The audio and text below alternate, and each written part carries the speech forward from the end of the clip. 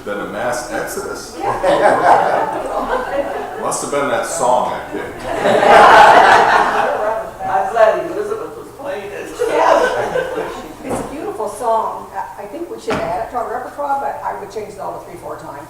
I think it would be less tricky. Yeah. Yeah. That's just, Yeah. that's a challenge. Good. And I like the, I picked it for the words, because when I'm looking at it, I don't know the tune if it's not a familiar song, but I like the words. Switching back and forth is, yeah. A little practice will get it. There we go.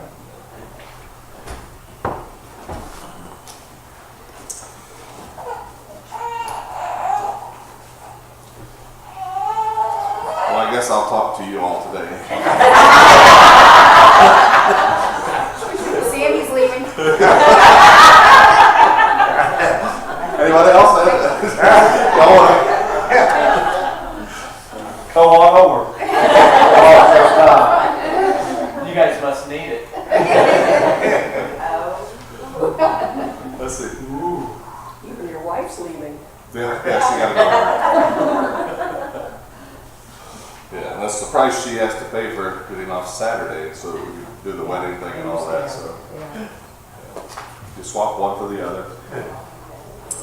Was a beautiful wedding. It turned out to be a beautiful day out there. Of course, many of you made it out, and that was good. Some didn't.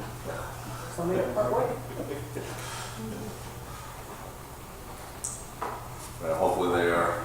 I asked him if they were going to make the church this morning, and he said he would try.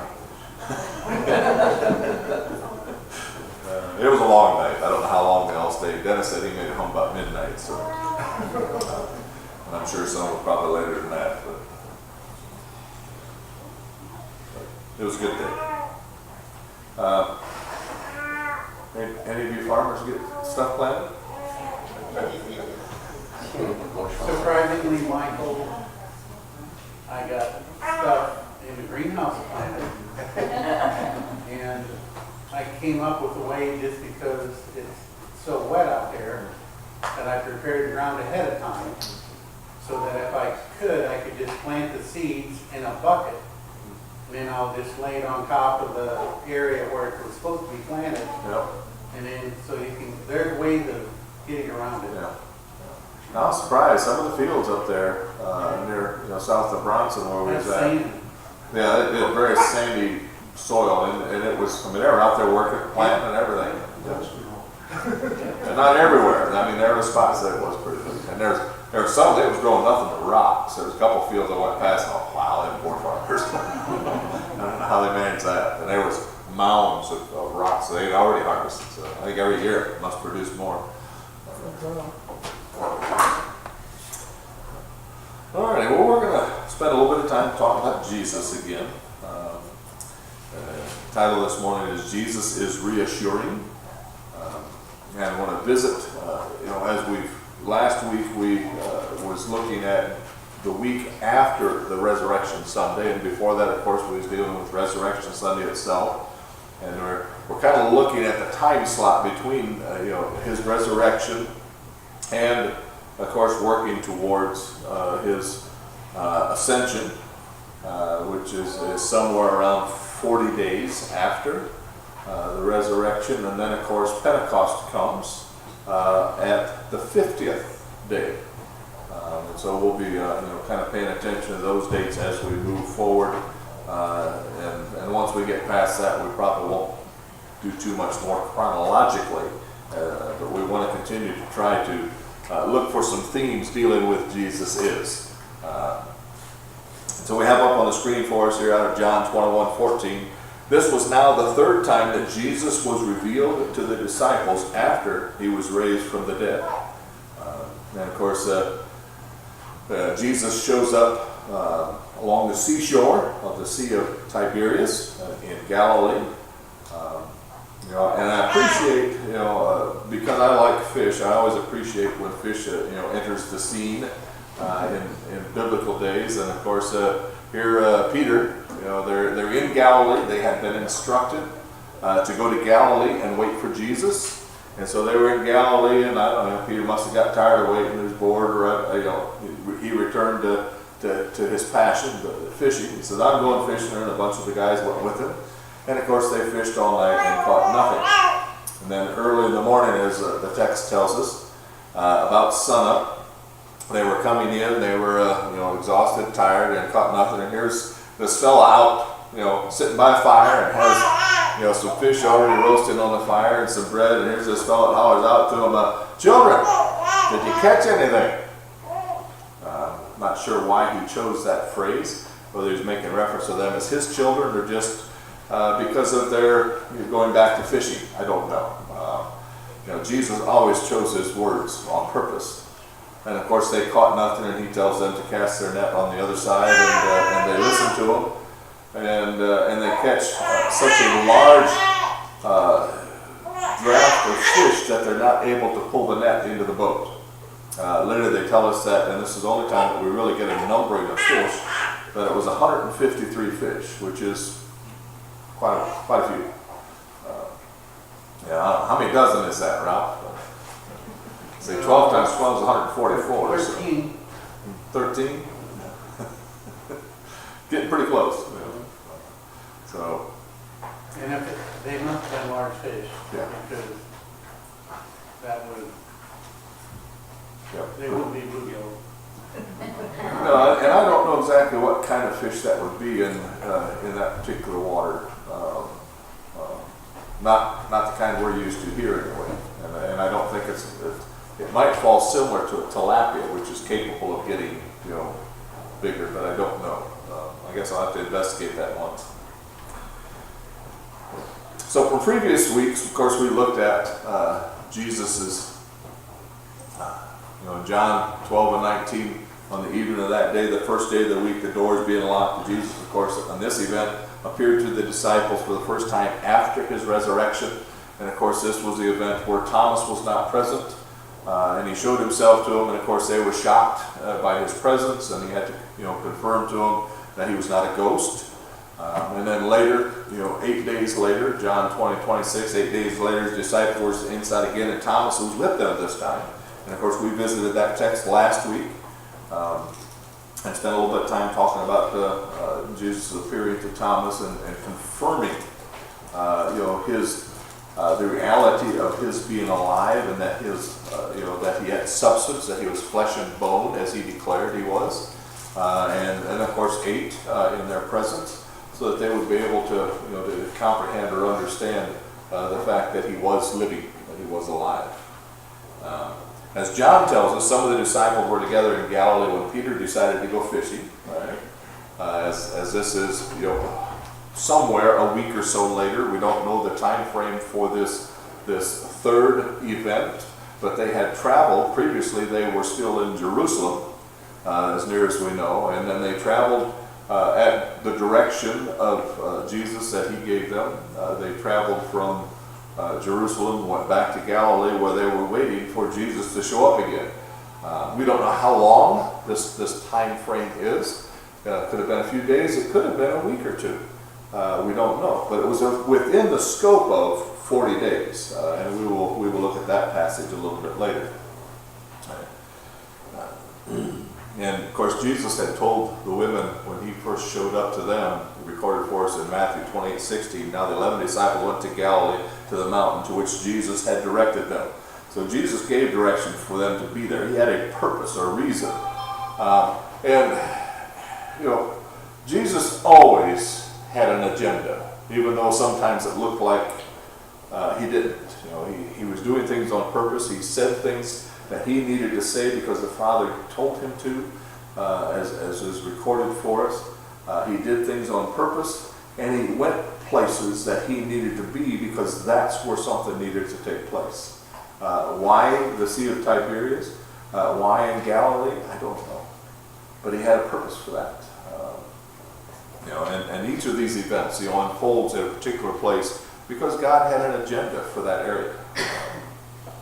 So it was here in Tiberias that Jesus would talk to them and give them instruction about the kingdom. And of course in Matthew 28, we see that. They went to Galilee, to the mountain to which Jesus had directed them. So, he appeared to them multiple times. Luke tells us that Jesus showed himself to the disciples and gave convincing proofs that he was alive. In Acts chapter 1, of course, Acts is the continued story of the Gospel of Luke, both written by the same author and both written presumably for the same purpose. And here recently in the studies that we're doing in the Gospel of Luke, it was made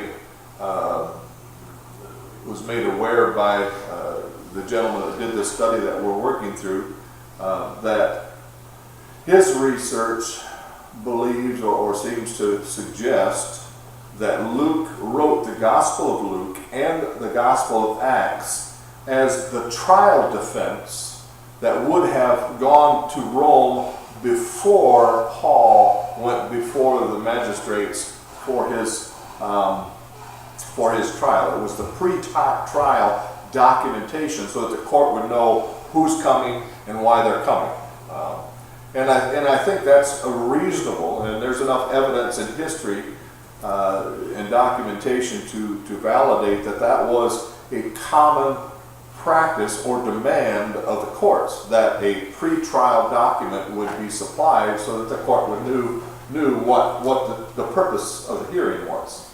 And of course, the suspicion then is that Luke was hired, so to say, hired by, and of course there's one passage that refers to Luke as being an indentured servant, even though he was a doctor, that he was hired to produce these documents for the sake of Paul's hearing before Caesar or before Rome. And I think that's certainly good, it makes good sense for us.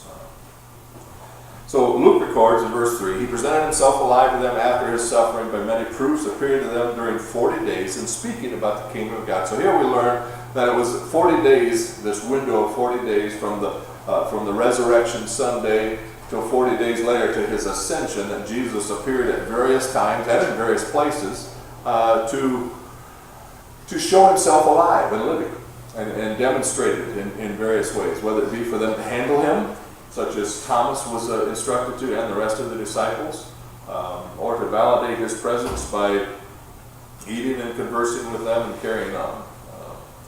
We also learn from Luke that Jesus was taken up to heaven and a cloud hid him from their sight. This took place on the Mount of Olives. Acts 1 and 9 tells us this. So sometime after the event that took place at the Sea of Galilee, the disciples were instructed to head back to Jerusalem where they were to wait. And it was near Jerusalem there at the Mount of Olives, outside of Jerusalem, that Jesus was taken up. Acts 1 and 9, and when he had said these things, as they were looking on, he was lifted up, and a cloud took him out of their sight. And while they were gazing into the heavens, as he went, behold, two men stood by them in white robes, and said, Men of Galilee, why do you stand looking into heaven? This Jesus, who was taken up from you into heaven, will come in the same way as you saw him go into heaven. And they returned to Jerusalem from the mount called Olive, which is near Jerusalem, a Sabbath day's journey away. And so the Mount of Olives, of course, is just across the valley from Jerusalem. One of the valleys. There's multiple valleys surrounding Jerusalem. And so for 40 days, Jesus showed them the reality of his being alive, as we just saw in Acts chapter 1 and verse 3. We don't know what all those proofs are, but they were convinced, and not only the disciples. We had read in previous lessons that at one point says the scripture tells us that he showed himself to upwards to 500 people at one time. And so certainly there was enough evidence to validate that Jesus was risen. Now, what makes John's account of Jesus visiting the disciples on the shore of the Sea of Tiberias interesting is his words of assurance to Peter, and of course to us as well. And that story begins, of course, in John chapter 1 and verse 1. And of course, the story unfolds in verse 4. And this is where Jesus, as the day is breaking, or it's sunup, Jesus stood on the shore, and yet the disciples did not know that it was Jesus. It's worth a side note of speculation. Right? Why did the disciples have a hard time recognizing Jesus. And I read a multitude of commentaries on this verse and others trying to get a handle on the speculation of why.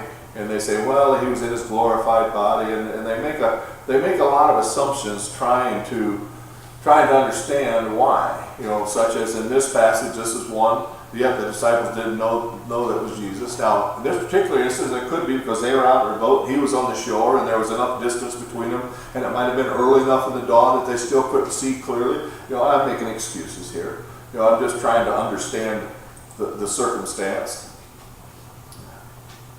In John 20 and 14, the woman says, having said this, she turned around and saw Jesus standing, but she did not know that it was Jesus. Here we have another one of those examples to where Jesus was not apparently recognizable. And it's one of those mysteries we kind of wrestle with. Luke mentions a similar thing, but they were startled and frightened and thought they saw a spirit. And he said to them, why are you troubled, and why do doubts arise in your heart? See my hands and feet. You know, so at first and now were they startled because they didn't recognize that he was Jesus, or just because he all of a sudden appeared? But there's a hint, and several other passages kind of hint to that, of why was Jesus not readily recognizable. Remember the two men that walked, they were on the road to Emmaus, and they were talking with Jesus, as recorded for us in the Gospel of Luke. And they were walking along, and Jesus comes up alongside them, and they're carrying on a conversation for miles. Okay, they don't have miles over there. It's kilometers or something, right? Parsecs. I don't know how far they're walking. Stadium? Okay, yeah. Stadiums or parsecs. It was still a mile. Anyway, they were walking a long distance, talking with Jesus, and they didn't recognize him. We puzzle over that. Why didn't they recognize him? Why didn't they understand that was Jesus? Were their eyes closed so they couldn't? In that particular instance, the scripture kind of alludes to that. One of the speculations, right, and just to kind of throw this out there, the Gospels don't record this way, okay? But we know, of course, that Jesus was beaten, that he was bloodied, that he was struck, and that a crown of thorns was placed on his head, and he was hit with a stick, and they were slapped, and we know that these things took place by Scripture. The Old Testament prophecies, and this is something for another day and another study, the Old Testament prophecies, in reference to Jesus, describes him as being unrecognizable. All right, and it's hard to take the bloody back and the slap across the face and the crown of thorns and the hitting him with a stick or that, and it's hard to get that to be drastic enough for him to become unrecognizable. Right? Because we recognize people somewhat to a degree, by their physical characteristics, but mostly by what we see here. Right? One of the speculations, and I think there's a good plausible reason to believe it's true, if we're going to reconcile Old Testament prophecy, there are several to allude to that his beard was literally ripped off his face in the process of them beating and slapping and tormenting as they was tearing at him. Right? If I was to come up here on a Sunday morning or just show up in the middle of worship and clean shaven, there's none of you here that have ever seen me without a beard. And if I was to wear uncustomary clothes, and not wear my glasses and be clean shaven, I could probably come in here and sit and you'd think I was a visitor. So the plausibility is that may be because in resurrection, his beard is not automatically going to be restored. If that were true, there wouldn't have been holes left in his flesh. Right? So even though he was resurrected, that doesn't constitute or justify an automatic restoration of his physical nature. He came out of the grave like he went in. Well, no. He went in dead, he came out alive, you get what I mean, right? Okay. Anyway, onward. That's a speculation, and it's worth doing some investigating and a little more study on at another point. Maybe on a Wednesday night, I think we'll have opportunity to touch on that, because that is going to show up in one of our lessons later there. All right, so it is here on the beach around the fire while dining on fish, good man, dining on fish and bread, that Jesus asked Peter 3 times. It says, Simon, son of John, do you truly love me more than these? All right, and we enter into that story in John chapter 15. When they had finished breakfast, Jesus said to Simon Peter, Simon, son of John, do you love me more than these? And he said to him, yes, Lord, you know that I love you. He said, feed my lambs. All right, now, I've just read for you what our English translation says. Okay. Unfortunately, you've missed part of the content of the story. Okay. Because our English translation doesn't adequately tell us the accuracy of the dialogue that's taking place between Jesus and Peter. All right. Now, you won't gain that unless you have a translation that's faithful in observing the nuances of the choices of words. But Jesus chose his vocabulary on purpose, and so did Peter in his response. Okay? Now, I have for you in the following dialogue here, Jesus asked Peter 2 times, all right, the first and the second time, his choice of words when he asked Jesus if he loved him was, do you agape me? Which is, in the Greek, is the highest form of the usage of the terms that are translated love, which has to do with loving someone or doing for them what is best or serving their highest good. Okay? It's more the stately type of love, the kind of love that God exercised towards humanity when God so agape, so loved the world. In other words, he sent his son because that's what we needed. Not necessarily what we wanted or what we asked for, what we was pleading for. He gave us what we needed. So love is about serving the highest needs of a person rather than what they may just want. Okay? It's a little different form of love, and we don't make a distinction with our 4-letter word. Matter of fact, our poor 4-letter word love gets drugged through the mud in a whole lot of poor uses. Yeah. All right, so twice, the first and the second time, 3 times that Jesus asked Peter a question, right? And of course, 2 times, Peter replies back to him, yes, Lord, you know that, and here we have, of course, you know that I love you. Really? Okay. Sadly, in the Greek, he's responding by saying, yes, Lord, I like you. I'm fond of you. Not the same word. He didn't respond back with, yes, Lord, I agape you. He used the word philo. Same, our word Philadelphia, the town of brotherly love. Okay, that's what Philadelphia stands for. And the phileo is about brotherly affection. Right? It's about liking or being fond of. It's different. Matter of fact, the Greek has 4 different terms that they will use for love. And we're not going to cover the other 2 because one of them gets off into the common usage for love nowadays. That's distasteful. But at any rate. So I have laid out here for you on your lesson. Jesus says to him, do you love me? And Peter responds, oh Lord, you know that I'm fond of you. And then Jesus replies, graze my sheep. And we don't see this evident change in the English language. All right, let me move up the next one on the text for you on the screen. And he said to him a second time, Simon, son of John, do you love me? And he said to him, yes, Lord, you know that I love you. And he said to him, tend my sheep. Right? And there is 2 different terms there that is used by Jesus. One to pasture them, to graze them, and the other to feed them. All right, so Jesus responds, and point 2 in your lesson, Jesus says, do you love me? And again, it's this word agape. Peter responds, oh Lord, you know that I am fond of you.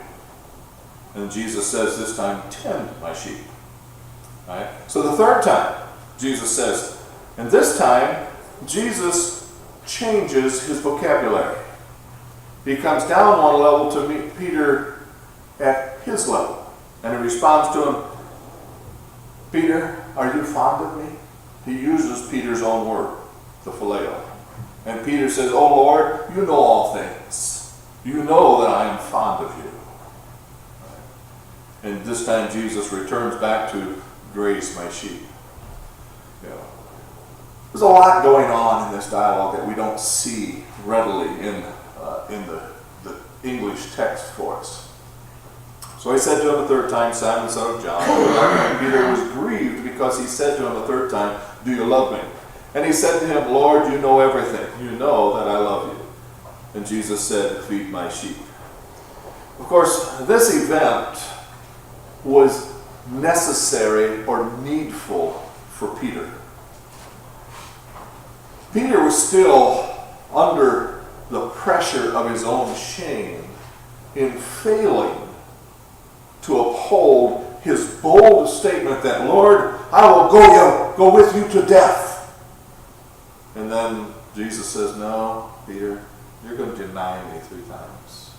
Oh, I'll never do that, Lord. Yes, Peter, before the cock crows thrice. And of course, Peter did. Right? He failed to be the staunch supporter of Jesus that he definitively said he was or would be. He caved in under pressure. What makes this valuable for you and I is there are many times in our life where we have opportunity, when we're confronted by circumstance, to declare our being Jesus' children, his disciples. And like Peter, we go, no, I don't know him. No, never heard of Jesus. And we step away from it. Now, we may not say that verbally, but our actions sometimes say, yeah, I don't want them to know. I don't want to be chastised by them. I don't, no, I'm just going to act like I'm just didn't hear him. I didn't see what was going on. I'll just pretend I'm not one of them. Church people. We've all been there. We've been in those situations.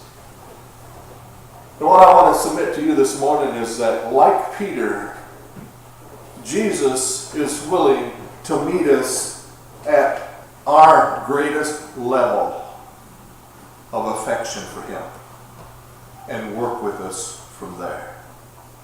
Do we love him? Yeah. In English, we love him. But to what degree? To what level? Are we at the place where we can declare that we love him for the sake of his highest good? I'm not there. I mean, I'd like to believe I would defend my faith to the death. And I hope that I do. Well, I hope I never have that kind of opportunity, but you know what I mean. I hope that I'm resolute enough when the time matters, when it counts, that I will take my stand. But like Jesus declared, Lord, you know all things. He knows whether I will or won't, and he loves me anyway. And he calls me into service anyway, because he's willing to meet me at my best effort, whatever that may be. Whether it's at the level of agape or whether it's in the level of phileo. It might even be a little lower than that some days. But I want to encourage you that Jesus met Peter at his level and commissioned him to graze and tend his sheep and to follow him. Peter did just that. He followed all the rest of his days. And so the challenge is how about you? Jesus asked each of us the same question. Do you love me? He is just as willing to meet us where we are and lift us to his highest purpose for us. He knows your heart, whether it says I love you, or whether it says I'm fond of you, or whether it says I kind of like you a lot. Wherever that's at. He knows your heart. And his simple command to you is, That is our call. That is our purpose, because He loves us. He died for us. He was resurrected from the grave to demonstrate God's power and ability so that we may have hope and trust that He will do what He has promised to do. Do you love Him? Commit your life to Him. Serve Him. In whatever the greatest capacity of your heart is, serve Him. We invite you to come. We stand and sing the closing hymn 192.